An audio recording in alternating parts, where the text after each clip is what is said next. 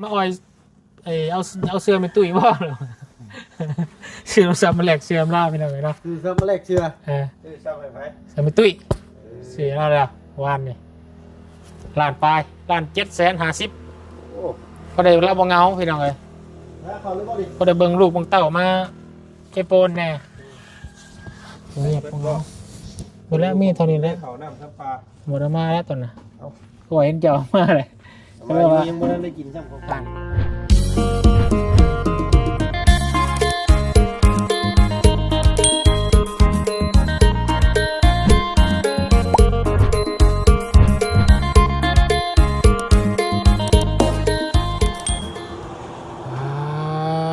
โธ่พี่น้องเอ้ยบุกพาสายฝนมาสุดทนทางพี่น้องเอ้ยมื้อนี้ตั้งแต่ออกในบ้านเลยปล่อยปลายลงมาสุดทางเนาะบ่เพิ่งเนาะรถข่อยเปื้อนรถเพิ่งบ่เปื้อนเนาะ ถอยก้นเมื่อกี้ถอยล่างเมื่อกี้จนเว้นหุ่งพี่น้องเอ้ยเอาอีกแล้วบ่แพงจะตายบาทเลยพี่น้องเอ้ยอันนี้เปิดจนบุ่มเนาะเข้าเลยอันนี้ถลอกปอกเปลือกมันยังได้พี่น้องเอ้ยรถปลายรถตัวนี้ของอาจารย์เล่าแน่น้องเพิ่งแน่ปนกันบาทนี่พี่น้องเอ้ยว่าเป็นยังนักรบต้องมีบาดแผลเนาะแม่นครับพามาเปลี่ยนได้ตอนนี้เปลี่ยนได้กันหลายบาทอยู่ได้เราไม่ยังไปแหละหลายเงินอยู่ได้ก็ยังว่าสิฮะต่อโอ้เกือบเกิดเหตุบ่คาดคิดเลยเด้คอได้นั่งเด้อ นี่แหละเปลี่ยนตัวนี้ใส่กันลอยเนาะเอาพี่น้องเอ้ยมาหอดบ้านหอดช่องเลยเด้อมาหอดเซปัวมิทิพย์ลอยในเวลาบ่ายโมงครึ่งพี่น้องเอ้ยมากะเงียบสงัดโดยสบายดีแรงเราจะเอาลงแบบนี้เลาะจะสิโพนเนี่ยเอาหัวลงบ่หัวลงเลยจ้ะคือรถคอยคือขี่รถคอยเนี่ยคอยหาลงได้คอยนักชักส่งมาหอดสิพูดยังบ่อยากลงจริงชอบจะลงชอบวันรถเราเนาะแรกจะเอาลงสบายดีเด้อพี่น้องเด้อสบายดีมาฮอดแล้วพี่น้องเอ้ยเนาะคุ้มฟ้าคุ้มฝนตกปล่อยๆลงมายังบ่ได้เข้าไปสำรวจเบิ่งข้างในอยู่พี่น้องเข้าไปแล้วเมื่อกี้ยังบ่คักบ่แน่จังว่าฝนหัวไปจักบ่มีบ่ตรวจเบิ่งอยู่ครับพยายามเบิ่งอยู่บ่เห็นแต่แล้วมันบ่แห้งปานใดบ่หักตกมันคืนได้คืนนี่บ่มันคืนโอ้ติดช่างบ่หัวเนาะตกบ่หัวเนาะบ่หัวใครอยู่ซะปัญหาคือน้ำบ่มีฮะน้ำบ่มา2-3 มื้อเลยเละเข้าห้องบัดไฟกระดับอีกแล้วไฟกระดับอีโอกูไฟนี่คือสิมาอยู่ที่ไฟเนาะไฟคือสิบ่เฮิงดอกน้ำจักมื้อระดับเนาะน้ำนี่3 มื้อเลยโอ้ระดับเป็นอาทิตย์2 อาทิตย์บ่ได้พี่คือตอนนั้นเนาะเดือนเมษคือบ้านน้องซอนปัญหาแล้วบัดเป็นปัญหาใหญ่แล้วแล้วจะว่าเขาลงเพิ่มลงหยังจังสิได้ลงถ้ากันเช่าห้องนึงพี่ก็ไปอาบน้ำมันแล้วนี่เนาะเมื่อก็ค่อยไปเช่าห้องที่เขาว่าบุญลังไปอาบน้ำ2 คืนนี้ค่อยเช่าห้องก็ดังว่าตอกกระตาไว้ตอกกระตาขึ้นมาประหยัดค่าห้องค่ายังเหลืออีกแล้วเนาะเละเข้าบัดบาทนี่จะให้หมอนึงเปิดห้องอยู่หั่นแล้วก็นอนอยู่นี่แล้วก็เทียบไปอาบน้ำอยู่หั่นนี่มันก็ให้ได้เนาะหลายคนวะน้ำหวยห้องเพิ่งเลยแล้วอ่ะน้ำหวยจำเป็นแล้วสามันนอนถึงมาบ่เนาะบอสยังอีกประมาณ10 กว่ามื้อพุ่นน่ะป๋าโธ่เขาจะอยู่กันได้ซะหน่อยเนาะเป็นว่าบ่มาง่ายเนี่ยพี่น้องกันเอาเสื้อสาดมอนมาแมวนี่บนแตงไห้ของเศร้านี่แมวนี่บนแตงไห้โอ้ยเสื้อเก่าแท้นี่FC ว่าซื้อโทรศัพท์มาออยเอาเสื้อไปตุ้ยบ่เหรอซื้อโทรศัพท์มาแลกเสื้อมาล่าพี่น้องเนาะซื้อซับมาแลกเสื้อซื้อซับไปเสื้อไปตุ้ยเสื้ออะไรวานนี่ ล้านปลายล้าน750,000 โอ้ ก็ได้รับบ่เหงาพี่น้องเอ้ย แล้วเขาเลยบ่ดิ ก็ได้เบิ่งลูกเบิ่งเต้ามาเก็บโปนแน่เงียบบ่เหงาหมดแล้วมีเท่านี้แหล้ว เขาน้ำทับปลา หมดแล้วมาแล้วตอนน่ะก็เห็นเจ้ามาเลย ทำไมยังบ่ได้กินซ้ำของยังบ่ทันนั่นอยู่ ยันซีมาแล้วรอบหน้าบ่แล้วซีมาก็ได้อย่ามันหมู่มันมอดมันยังนั่นแหละก็เลยบ่ได้มาว่ะพี่น้องเอ้ยเอาตอนนี้แหละ ก่อนดีบ่ได้สีซ้ำฝนตกแต่เช้า เพื่อเบาคนที่ว่า นี่สองอัน ๆดูกระทึมแล้ว ไปเอาไปไว้เดี๋ยวสิมีแนวให้อยู่ สาดเด้ มีให้บ่เพิ่งก่อนศาสตร์ก็มีเนาะ ได้กล้วยเขาน้องๆเพิ่น มากระเป๋าเขาเลยก็ได้เพิ่มมาอีกกระเป๋าน่ะ คือกลับไว้แท้นี่คือกลับไว้แท้ลุง ไปก่อนไฟ โอ้แล้วเบิดแล้วบ่ หมดแล้ว อืมครั้งแรกได้สิเนาะประเดิมรถคันใหม่พี่น้องเอ้ย7887ล่องลอยอยู่แถวถนนมุกดาหารบ่แล้วสาบานนี่พี่น้องเอ้ยสิอ่าได้พ่อกันที่พุ่นละบาท 7887เด้อพี่น้องเด้อพอสิมุ่งหน้าเข้าสู่มุกดาหารเพิ่นว่าเนาะ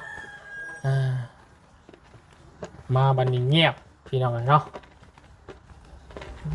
ทั้งเงียบทั้งมืดทั้งแห้งอยู่นำกันเลยเนาะทั้งเงียบทั้งมืดทั้งแห้งอยู่นี่เลยมันนี่พี่น้องเลยโอ้ต้นเล่ากับพี่น้องเลยเนาะบุญก็ลืมแลกเงินหน่อยมาเงินหน่อยไว้ใหม่มาเสียบใส่มันเต็มเลยพอได้แห่เขาวัดไก่ได้ใส่เนาะ จะฝากทางเจ้าแล้ว เลย เสื้อยันเพิ่งเปิดมาบ่ทัน อืม ฝากแห่กับป้าเข้าไปถวายให้ทางญาติเพิ่นเอง เลยเนี่ยยังหน่อยกับอยากให้มันเต็มนะพี่น้องแลกไปหน่อยมาใส่ให้มันเต็มใส่ใบ50นี่ไปเต็มนี่ก็โหเนาะ โอ้ยเป็น100 ล้านเติมได้นี่ ส่วนนี้กับปัจจัยก็จากแห่งๆเหี่ยวๆนะพี่น้องโอ้ยเขาเพิ่งจะได้เงินเดือนอะไรเมื่อกี้นี่ จะ3ล้าน2แสน ชาวหลังช่องแชร์ ติดหนี้ลุงจันทร์ล้านหนึ่งยังบ่ได้ใช้พี่น้องเนาะติดหนี้ไว้อีกก่อน นี่มีช่องว่างไงนี่ นะ ช่องว่าง ใช้สว่าง นี่ยกเลยนะ เสียบบ่ ยืมก่อนเนี่ย เอา ยืมพ่อบ้า โอ้ยเขาว่าได้กัน บ่ได้ไหนคนบอกนี่คนบอกนี่รักของไอ้ ของวัดที่บาป ของวัดนี่ บ่ได้ลัก หรือว่าวักเงินต้นนี่เป็นเปรตได้คนว่า ยืม ปากชำหูเข็ม ปากจมูกเข็ม กินยังก็บ่ได้ สมมุติว่ายืมก็สิเป็นจังซี่ บ่ได้บ่ได้ บ่ได้แล้วยืม เขาบ่ได้ลักเออ ยื ขอ ม เพิ่นเอิ้นในบ้านในคอโอ้ยยืมเพิ่นเด้อย่าสิส่วนขาดส่วนอ้าวโน้ยเฮ้ยจ้ะจะเป็นเด้บ่เพิ่นเอาไปถวายวัดมื้อใดจ้ะเพิ่นป้ามามื้อใดจ้ะ แปด ตื่น จะแปดนี่บ่ มันที่หนึ่งเหรอมันที่หนึ่ง โอ้ที่หนึ่ง ที่หนึ่งบ่ว่าอันหดส่ง แม่นมันที่หนึ่ง บ่ทันเลยพี่น้อง พิ เนาะ เศ เพ ษ ราะว่า อภิเษ มือก อ นี่เบาเสียงน่าจะมันนำกองขึ้นมามือนี่ ภิเษกสงฆ์มื้ออื่นนี่ถวายของเพลง เลย วันพิเศษทรงเลยแม่นวันที่หนึ่งเนาะ แต่ว่าเลยไปเดือน2เดือนก็สิยืมอยู่พี่น้องแล้วใกล้ๆหาบ่ทันเด้อก็ซื่อๆได้เนาะ แต่อันนี้เนาะเปล่าประกาศ เลย ป้าลุงอีกเดี๋ยวมีเพิ่นอยากร่วมทำบุญนำ เนาะ ให้มันเต็ม อันคนอื่นนี่ก่อนนี่ ต้นพระป่า ต้นพระป่า ต้นพระป่าทีมงาน อ๋อต้นพระป่านี่คือแบบนี้แต่ว่าพระป่านี่คือกองใหญ่เลยบ่ อันนี้ต้นพระป่า โอ้ปีนี้เพิ่นสิมาจะใช้อีกเนาะพระป่าวันนี้เนาะ บ่มี ว่าแล้ว บ่มีแต่ทางเบาเสียงไปถวายกองหันแล้วก็ทางเฮาก็จะเลยจะเฮ็ดต้นกันมานี้ เลย ต้นเงินต้นคำ เพื่อหมู่ครูหรือว่าพี่พ่อพี่น้องเพิ่นจะร่วมทำบุญนำนะกันนำเข้าวัดพี่น้องเอ้ย ไว้เขาวัดหาได้เขาวัดสร้าง อืม โบสถ์ได้สร้างอันนั้นพี่น้องสร้างโปรเจกต์ เขาแจก ซิม ชิม สร้าง ต้นใหญ่ ศาลาประเดียนศาลาประเดียน ใหญ่เลยอยู่ว่า โค้งกับฮู้เพิ่นเอาขึ้นแล้วมันเอามาเห็นมันเฮ็ดทานอยู่พี่น้องโค้ง น่าสิสำเร็จแล้ว อืมเอามีแต่ เรี มือ เรียบร้อยเลยนะ บ่ ใช่ให้พี่น้องเบิ่งแน่เนาะ ด้วยและมือแห่ต้นแห่กองเข้าไปก่อนพี่น้องเอ้ยสิทายพี่น้องเบิ่งนํกัน น้องอยู่ว่าเจ้าภาพเจ้าท่าเป็นก็ร้ายได้พี่น้องเลยทางวัดป้าเขาก็ได้เนาะมีแต่จะไปหาแลกเงินมากก่อนขอยก็ได้ เอาไว้ตรงไหนตรงนึงก่อนก็ได้ ไว้วันนี้รอกันเลยเนาะ เก่า เทิงหนึ่งโป๊ะไว้มีได้นี่ นี่ก็ได้จัดแจงนอนไว้ เนาะ นั่นก็คือสินอนบ่ได้คือเก่าเลยเปิดเบิ่ง เนาะ เนาะมันนั่น มันบ่มีน้ำได้พี่น้องเลยสองมา ผมมา อีกบ่มีไฟ น้ำท่อน้ำแตกก่อนนะ เออ ต้องหลายเดือนเดี๋ยวคุณ เฮ้ย บ่ได้เอาเมื่อน้ำมันไร เดี๋ยวเพิ่งเนาะ เอาน้ำมันได้กับปลาไว้นะครับ คักแล้วเพิ่งเนาะ สวมรอยเลยพี่น้องเลย ชื่อมาให้เลยมึงนะ เนาะ คนละตุ๊กว่าบุญมันปลาครับประธานป้องมึงน่ะคนเฮ็ดคนละตุ๊ก โอ้ ไปบ่ทั่วเลยค่อยว่า เนาะ ไปอาบน้ำลายได้พี่น้อง ไปอาบอยู่เป็นยังสันเนาะเฮ้ยอยู่วัดโอ้อยู่วัดกับมากันเนาะ ยังมันมีใดไปจักมีน้ำใด ยังว่า ส่วนใดคนแถวนี้เพิ่นเจาะน้ำใดสำรองไว้ อืม มีได้น้ำปลาบ่ว่านั่นเนาะ เลย ก็เพิ่งที่อาสาล้างถ้วยบ่ นี่นะ นี่ มันน้ำมีบ่ล่าง น้ำนี้ได้เลยเนี่ยตุ๊ก เดี๋ยวจะให้รางวัลเราก่อนจ้ะพี่น้องเลยรางวัลค่า ตาบ่ ฮะ เป็นตาบ่ ตรงนี้เป็นตา เสียงคือเราใจเถอะวะ เห็นว่าเจ้ายังขาดแคลนตัวนี้อยู่นะ เลย จมเสาจมแรงอยู่เออก็เลย นี่เนาะใช้แว่นบ่ เปิดเบิ่งเอาระวังเลยช็อตเลย ใช่นี่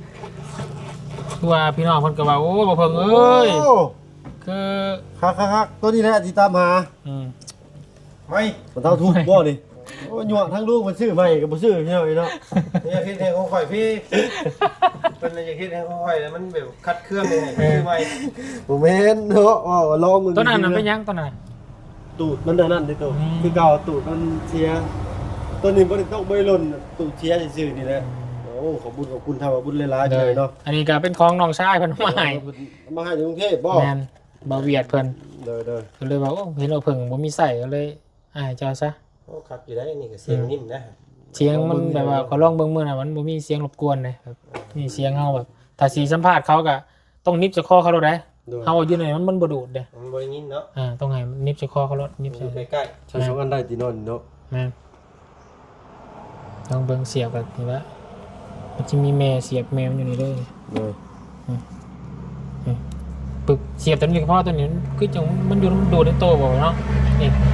ต้น เดี๋ยวเสียบกันเบิดพอแห้งกันเนาะ เสียบได้น่ะ เสียบนี่แล้วเขาแบ่งนี่แล้วเสียบนี่เสียบตัวนี้เต็มมันก็เสียบลูกมันอีก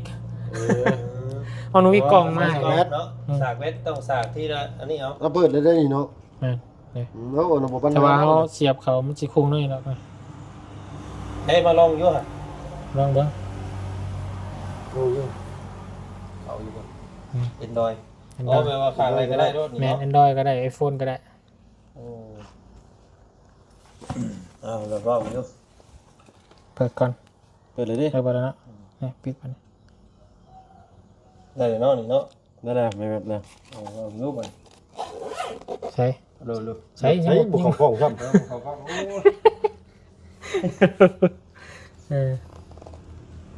น้องเอามึงอยู่สิ่งนี้ ฮัลโหลฮัลโหลมาเพิ่งเคยล่ะ เลยยับไป พี่หน้าไกลฮัลโหล เร็ว สบายดีมาเพิ่งลองเบิ่งบัด ได้บ่ ได้บ่นี่ปึ๊บแก้ไขไปย้อนเลย มายองมัน ตัวนี้ย้อนตัดลง ยองสิ เอาก่อนมา ชาบไรชาบ ใช่ สิ มั้ย น้องเอามึงอยู่สิ่งนี้เรามาเบิ่งเคยอ่ะ อ่าน พี่หน้าไกลฮัลโหลสบาย เกิดดังคักแล้วเนาะ โอ้คักแท้บาดเลย เสียงแตกจ้ะ เสียงแตกจักคัก หักแล้วบ้านเที่ยวนี่เนาะวาสนา ทำให้เอาเนาะ บ้านเขามันสั่ง ตัวนั้นก็ซื้อมากับ12,000พอแล้วตัวนั้นน่ะ แต่หักช้าไปอยู่ 12,000 13,000 หักหาแต่ แต่ ซื้อ ว่าใส่คุ้มอยู่ของข่อยนะ มันก่อยก็มีปัญหากันตัวนี้มันบดสากว่าจะเข้าพี่น้องเลย มันเปลี่ยนโต๊ะบ่ได้บ่สั่น จังว่า เปลี่ยนตัวใหม่มันน่ะเปลี่ยนตัวนี้ได้ตัวนี้ใส่โอเคขนาดมิดเสียแต่ก้น พอน้อมมันอยู่พี่น้องก็โอ้แต่ว่าตัวนี้เพเลยแพงมันถือเลยพี่น้องอุปกรณ์พวกนี้ก็ได้แพงเลย ไม้ตัวหนึงจะได้เท่าไหร่กับตัวนี้ 4,000 บาทบ่ ว่า 4,000นี่เลยแต่ตัวไม้ได้ตัวบ่มีกล่องมีนำมันขายแยกเลย นี่ก็ยังว่าทางพระอาจารย์โทรมาหาตลอดบุญเสียงบุญคอยได้ยินว่าจะหนาวเดี๋ยวทราบว่าพี่น้อง ได้โลแต่ว่าสมบูรณ์สมปุ้ยเลยนะเนาะบ่ยาวเพิ่นมาเพิ่นเห็นโอ้ยไม้บ่มีโทรศัพท์ก็บ่คือหมู่เราโอ้ยว่าเฮ็ดอะไรวะก็ซำนี้แล้วว่ะเอามื้อนี้ลองเบิ่งพี่หน่อยเนาะ บ่แปลกแล้วมันจังวิวบ่ขึ้นเนาะคนไป บ่ คน เกี่ยวกับว่า คือเอาคือเบิ่งคือพี่น้องเขาคือเขาแล้วไปเบิ่งโทรทัศน์เนี่ย มันลายมันยัง เพื่อนใดมัน ปลี่ยช่ง เพื่อนใด าะ มันพัญญาบ่ดีมีแต่แม่เขาสารหลายๆนี่หน้าจอก็บ่เบิ่งไปเบิ่งบน เสียงก็แตกๆคิดดิ ตะกี้แม่นนะตะกี้เพื่อนไผมันบ่แจ้งนี่บ่อยากเบิ่งแล้วตะกี้ แม่นหมุนแพงดี เพื่อนคนสัญญาณดีแล้ว คือกันแล้วนี่พ่อ เสี แม่ ยง พี่ แบ น้อบ ง ก้างป้าเนาะ เนี่ยเก็บออมเอา เนาะ เนาะสื่อตัวมันพอเฮาหากินถ่ายคลิปเด้แบบหาเงินย้อนเพิ่นเนาะหาเงินให้เฮาโทรศัพท์ก็ได้หาเก็บออมเอาหามือสองก็ได้ดอก เลยโอ้มือสองก็ได้นะแบบ คือ Samsung S 2223นี่คือว่า8-9 ล้าน10 ล้าน 10 ล้านเป็นเดือนหนึ่งโพด10 ล้านเดือนหนึ่ง3 ล้านเนาะเละครับ แม่พี่น้องไอ้เดือนเมื่อกี้กับใหม่กันเขาก็ได้นัก มันก็มีขึ้นมีลงหน่อยเนาะแสมดีไปตลอดมันก็มีคนล้มเหลวแล้วว่ะ เฮ้ยกินข้าวกินน้ำมาแล้วบ่นี่ เรียบร้อยแล้วกินอยู่ที่ทั้งหมดเจ้าสิเดินทางมุ่งบ่นี่จังหวัดบ่ แล้วคุณจะเมื่อได้ ลุงบ่สิกลับบ้านแล้วพี่น้อง บ่ มื้ออื่นเพิ่นว่าสิ กินได้อยู่นี่นะ พาหนูเชอร์ขามไทยขามมุกดาหารเนาะเป็นครั้งแรก แรกของรถข่อย เพื่อนยังสิแลนเฮ็ดบัตรให้มีตุ้ยไว้อยู่พี่น้องเนาะ เราพาไปกินชาบูดิ เฮ็ดไอ้ปึ้มผ่านแดนเอาเลยพาเราไปเล่นไปยังไงซื้อโทรศัพท์มาแล้วบ้านนี่ เราเบิ่งโดนนอนจนดึกไปเห็นนี่เรานอนดึกแล้วบ้านนี่ปกตินี่ทุ่มหนึ่ง2 ทุ่มเรานอนเลยได้ จะติดไวไฟบ่ บ่มีไฟมันเข้าบ่ถึงเดี๋ยวนี้9 โมงยังอ้วก เบิ่งน้องเชอร์กินบักไม้อยู่ว่าจังโอ้ อันในตู้เพิ่นอยู่ในตู้เพิ่นแต่ว่าบ่ได้ขึ้นไปนอนใหญ่ดิ แม่นอนนั่นแหละนอนตู่ผมนะเราขึ้นไประบาย เรากลับลงมานอนคือเก่าแล้ว มันนอนอยู่ห่างนั้นมันบ่จักแจ้งจักมืดแล้วอะ นี่วันนี้เสียงยังเราอ่ะ เลย แม่นความเรา แม่นแน่แบบนอนแบบเพิ่นแบบเคยนอนแบบนั้นพี่นอนแบบว่าตากลมตากแรงธรรมชาติ แม่นคนเฒ่าเลยคักอยู่อายฝนได้ยังคัก มันสิได้ธรรมชาติได้พี่น้องเวลาฝนตกเสียงจ้ว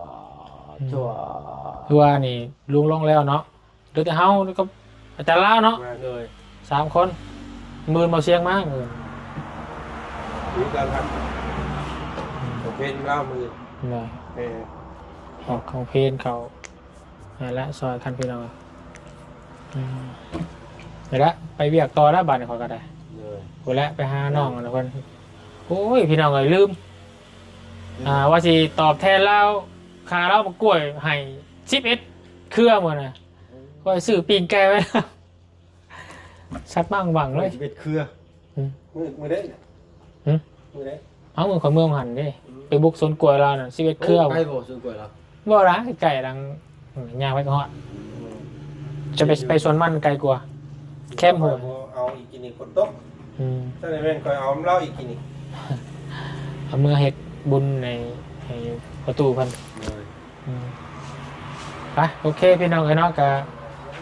ผมมียังไลฟ์คลิปนี่กับพี่น้องเอ้ยเนาะฮอดเทือนฮอดซ่านแล้วเด้อสบายดีเพิ่งก็ให้ไม้ทางว่าเพิ่งเพิ่นพี่น้องเพิ่นได้บ่ได้ซื้อเนาะแล้วก็แฮงบ่มีเงินซื้อแล้วว่ะ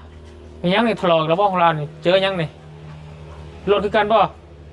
นี่นะ อาจารย์ของเรามันยาวได้อาจารย์ลาวน่ะ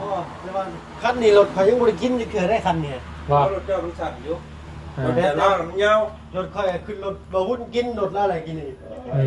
เนี่ยรถเจ้ากินอยู่ของใคร นี่รถค่อยกินตัวนี้เพิ่น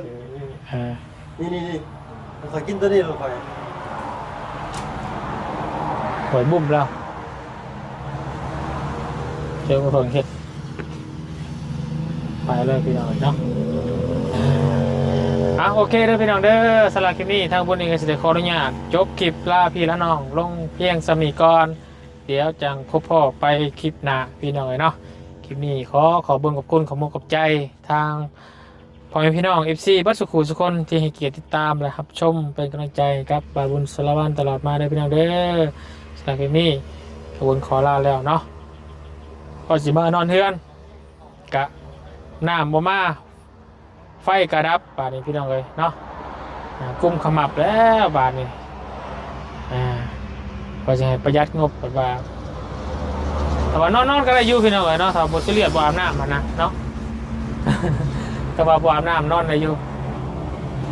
เดี๋ยวรอติดตามเบิ่งพี่น้องเลยเนาะแต่สำหรับคลิปนี้บุญขอจบแล้วไปหาคลิปหน้าก่อนเนาะสบายดีบัดสุขสุขคนเด้อ